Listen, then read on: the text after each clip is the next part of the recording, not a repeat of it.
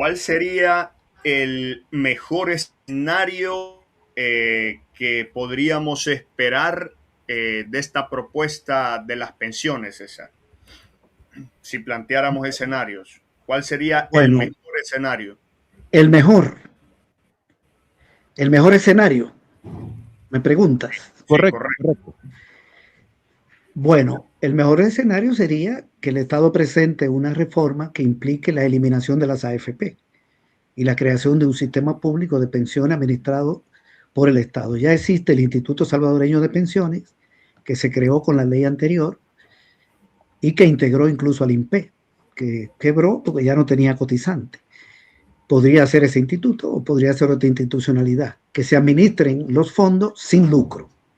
Es decir, una institución pública que reciba las aportaciones de los salarios, que se llama cotización, y la patronal, que se llama aportación, y agarre ese dinero y cobre una comisión chiquita, solo para cubrir el gasto administrativo.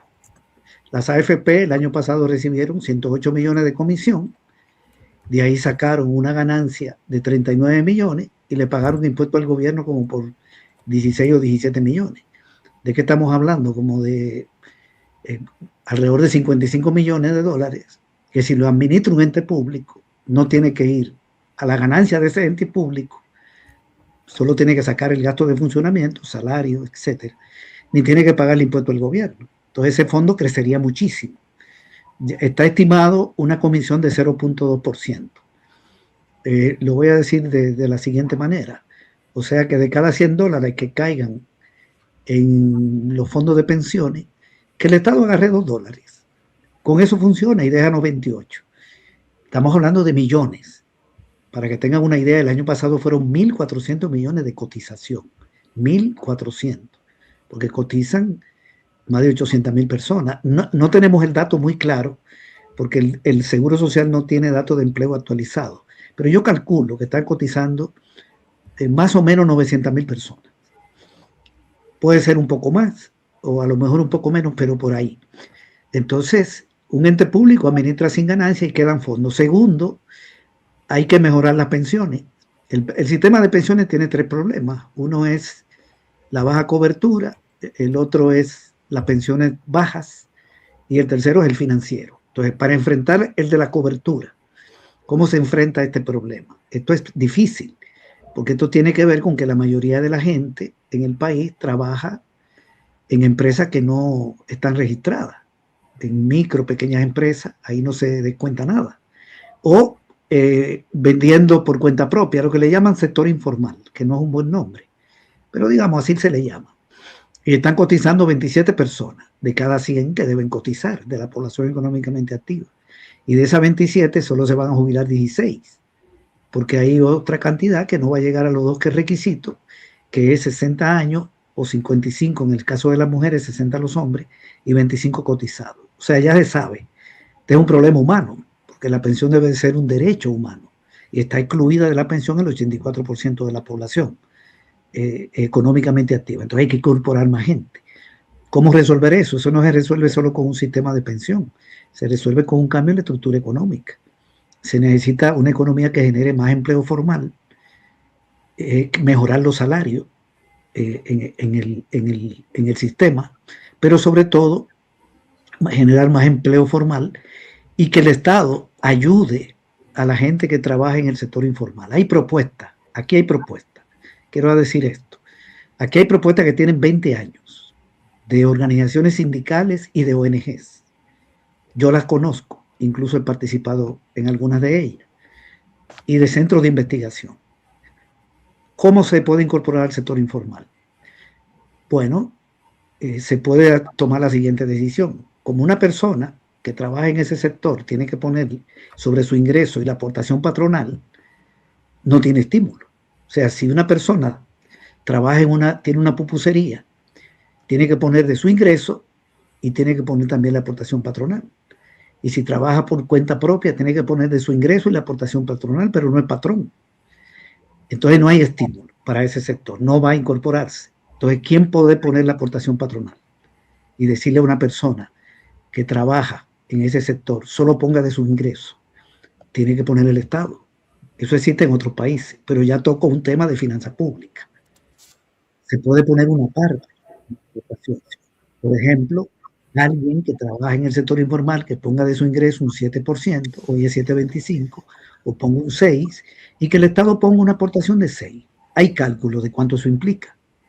Por ejemplo, si se incorporan en un año 100,000 personas, esos son 60 millones de dólares para el Estado. Eso se resuelve fácil. Solo la propuesta de Cabrera, del doctor Cabrera, de poner el impuesto al patrimonio de 110 millonarios que hay en el país, lo más rico, da 460 y pico de millones. Se puede destinar una parte a eso. Pero eso yo esperaría, digamos, de una reforma buena. Entonces hay que hacer eso. Lo otro es un Estado más fuerte que pueda invertir más, generar más crecimiento de la producción del país, porque no es solo el sector privado, el sector público tiene un rol que jugar aquí. Y si se genera más empleo en el país, crecen los fondos y crece la cobertura. Este es el tema de la cobertura. Para mejorar las pensiones, ¿qué hay que hacer? Bueno, hay que subir el salario de la gente, los salarios. Miren, en Honduras el salario mínimo supera el del Salvador y son 14 en un año. En Guatemala superan lo del Salvador y son 14 en un año. Bukele ahora acaba de decidir dar la mitad de un mes para hacer política de arranque de campaña electoral. Ok, eso no es nada. Tenemos el peor salario mínimo, sin incluir a Nicaragua. En Costa Rica ni hablar. Eso hay que revisarlo y darle estímulo a la micro y pequeña empresa y al sector agropecuario que puede resentir un aumento salarial. La gran empresa no tiene problema con eso. Cuando Calleja ahora pagó esa quincena no perdió nada, porque la gente del gobierno que le dieron 60 millones con estos 15 días fueron a comprar al súper y fueron a comprar a la farmacia. El dinero se mueve en la economía. Entonces se puede. Segundo, modificar la forma de cálculo de la pensión. Hoy una persona se va a jubilar, le dicen usted tiene $50,000, se lo dividen entre 250 meses, bueno, entre 260, ¿cuánto le sale? 200 menos, no lo he calculado, no creo que llegue a 200. A eso le suben un 30 y le calculan en la rentabilidad. Pensión, 280. Como la mínima es 3,4, el Estado tiene que poner el complemento. Una persona con $1,000 se jubila con una pensión de 304, de 350. Esa es la tasa de reemplazo. Entonces hay que modificar la forma de cálculo, que sea el salario promedio de los últimos 3 años, como era antes, y sobre eso se puede dar una pensión, eso se llama salario base regulador. Una persona se jubila con $1,000, un ejemplo, pero el salario promedio son 900 de los 3 años, entonces se le puede dar un 70% de acuerdo a los años cotizados. Si cotizó 25, 70, si cotizó 30, puede ser más. Así era antes. Y le sale una pensión de 700, 750. Hoy la mínima está en 3,4. Ok, claro, con un salario menor le sale menor, pero la pensión es mejor con la forma de cálculo y con los mejores salarios. Lo otro es que tiene que haber más dinero en el fondo y para eso hay que eliminar el lucro, etcétera. Y el Estado tiene que pagar lo que debe. El Estado debe 11,241 millones de dólares. 11,241 millones. Cuando llegó Bukele eran 5,071. En este momento son 11,241. Diciembre, no incluye enero. Ya en enero agarraron, estoy seguro que agarraron más de 100 millones porque están agarrando para otra cosa, que no es solo para los compromisos del Estado en materia de pensión, sino que lo están invirtiendo para otra cosa. Si el Estado paga esos recursos, no en un año, porque es mucho dinero, pero en un plazo, y deja de agarrar dinero, los fondos de pensiones crecen muchísimo. Miren, el año que viene el Estado tiene que pagar 800 millones. Imagínense una cotización que el año 2025 fue de 1,400, digamos que en el 27 sea 1,500 y el Estado pone 800, los fondos crecen. Pero este Estado no está pagando ni 23, ni 24, ni 25, ni 26. Solo agarra. Pero no solo debe pagar, sino debe de dejar de pedir prestado. Esto pasa por una reforma en la finanza pública, no en el sistema de pensión, nada más. Y lo otro es más rendimiento de los fondos. Prestar ese dinero y que crezca más.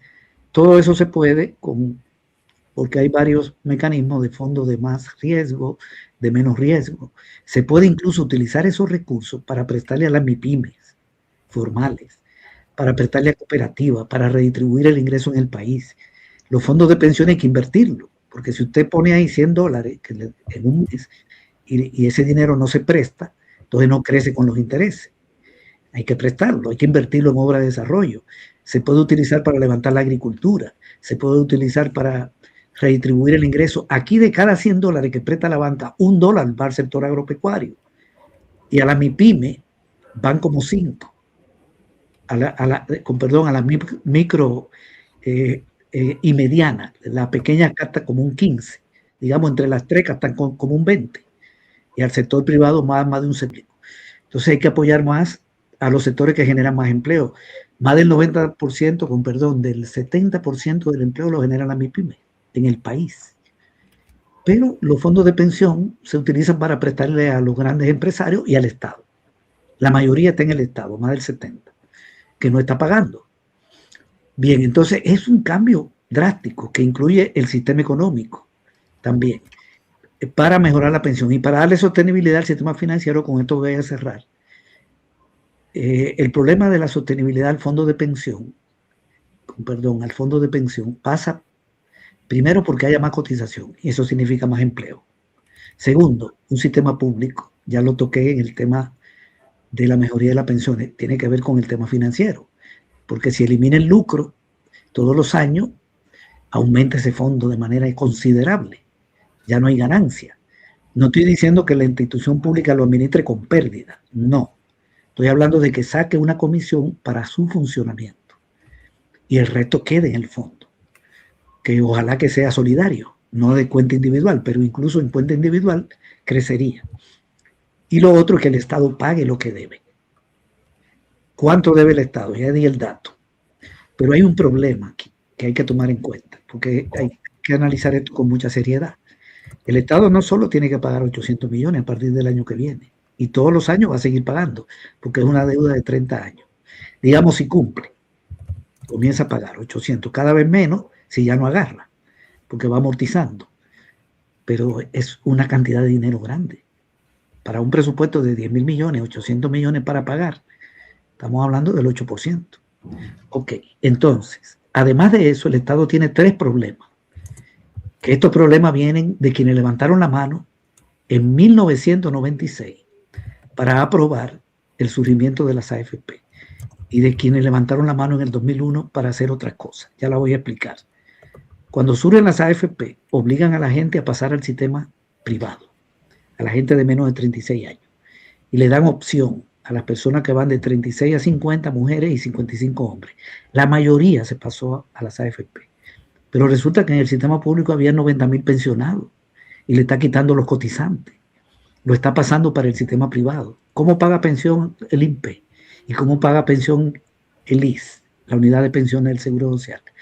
En el año 2001, 3 años después, se acabó el dinero, las reservas técnicas. ¿Y quién comienza a pagar la pensión de esas 90.000 personas que tenían que pagarla el Seguro Social y el INPE? El Ministerio de Hacienda. Y Paco Flores decide vender bonos por 600 millones en 3 años.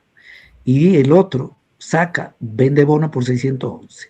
Y luego saca, con el apoyo de 48 diputados del PCN, del PDC y de Arena, algunos de los cuales son de Ghana. Esos de Arena son de Ghana. Y Ghana es el partido de Bukele, o uno de los partidos de Bukele, donde él se metió para ser presidente en el 19, hay que decir esto, porque el partido de Bukele, o uno de los partidos de Bukele, tiene que ver con este problema. Y el PCN también es un partido aliado de él, y el PDC. Decidieron que las AFP prestaran. Ya, no vender bonos, sino agarrarlo de la AFP. Y desde entonces se trae ese problema, como se trae la dolarización. Yo no puedo decir que eso tiene que ver con Bukele en este momento, porque encontró como lo encontró el frente. Pero eso continuó, no se ha resuelto. Y el Estado entonces tiene que pagar la pensión del sistema público. Son en este momento 80.000. La persona a la que hay que darle pensión todos los meses del antiguo INPE y del Seguro Social. Pero hay otro problema. Cuando una persona se jubila y le sale una pensión menor de la mínima, el Estado tiene que darle un complemento. Porque por ley la mínima es 3.4. De manera que si yo me jubilo mañana y me dicen que mi pensión es 2.50 entonces el Estado me tiene que poner 64. Ese es otro problema. Y el otro es que a los que se pasaron de manera voluntaria, los llamados optados, le dan un complemento. Eso lo aprobaron Paco Flores y Tony Saca. Bien, le ayudaron a esa franja, pero ese complemento lo paga Hacienda. Entonces Hacienda tiene 3 pagos, a 80.000 del Seguro Social y del INPE, complemento de la mínima y complemento de los optados. Eso anda como por 400 millones al año en este momento. Más los 800 que tiene que pagar son 1.200. ¿Qué yo le pediría a este gobierno?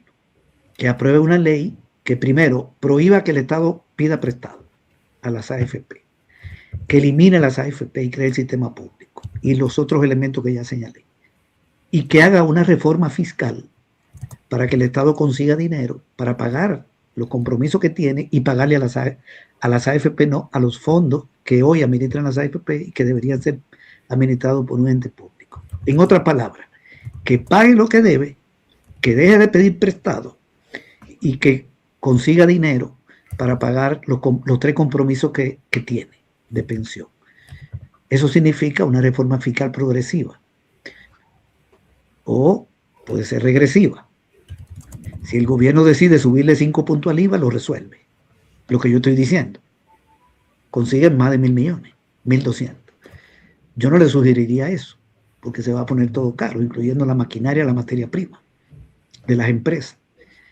Yo le sugeriría que apruebe el impuesto que ha propuesto FUDESI, ese tributo a 110 millonarios, que no suben los precios, son impuestos directos al patrimonio. Patrimonio es la diferencia entre lo que yo tengo, digamos, una casa, un carro, una computadora, y alguien me debe dinero, ese es mi activo. Le resto lo que yo debo y me da el patrimonio.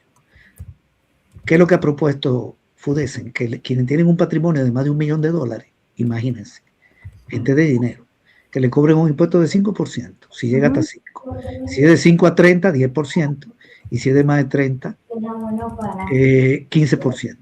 Creo que por ahí va. Que aprueben el impuesto a las propiedades de lujo, a la vivienda de lujo, a los que tienen rancho en la playa, que aumenten el impuesto a la ganancia de las empresas, a las altas rentas. Es decir, aquí abundan las propuestas de reforma tributaria, abundan, que le dan al Estado una enorme cantidad de dinero, sin afectar los precios, sin afectar a las capas medias, sin afectar a la micro, pequeña y mediana empresa, solo dirigida a la oligarquía. Pues resulta que el plan Cucatlán plantea una reforma tributaria progresiva. Ese plan que presentó Bukele cuando era candidato en el 19. Ahí está escrito. Un estudiante de economía de primer año, sabe lo que quiere decir reforma tributaria progresiva. Sabe que es buscar dinero de los que tienen, para que el Estado aumente su recaudación, pero no de los que no tienen. No es impuesto al consumo, porque si es al consumo suben los precios. Bien, ¿cuántos diputados tiene Bukele? Tiene 57 de 60, por lo menos. 55 de Nuevas Ideas y otros 2 aliados. ¿Cuántos se necesitan? 31. Entonces, con eso, ellos pueden aprobar la reforma tributaria. No pueden alegar problemas de correlación. Para nada, en términos de la Asamblea Legislativa. Entonces, sería muy interesante que conozcamos una reforma fiscal y una reforma de pensión al mismo tiempo. La fiscal orientada en lo que yo decía y la de pensión orientada en lo que estaba planteando. Yo sé que lo que yo estoy diciendo no va a ocurrir. Yo estoy haciendo un planteamiento técnico, pero yo sé que el problema es político. O sea, yo sé que la naturaleza del gobierno, un gobierno proempresarial, apoyado por los grupos de poder económico, vinculado a ellos, dirigido por una familia empresarial, no va a intentar tomar estas medidas. Pero bueno, ustedes me preguntaron cuál sería el mejor escenario, y eso es lo que se me ocurre decir, ¿verdad? Claro. No hay salida al tema de pensión si no hay una reforma fiscal. Si no toman una reforma fiscal, es mentira que el gobierno va a poder pagar eso que debe, y es mentira que va a poder dejar de pedir prestado y pagar los compromisos de 400 millones, los 3 compromisos. O sea que este es un problema integral.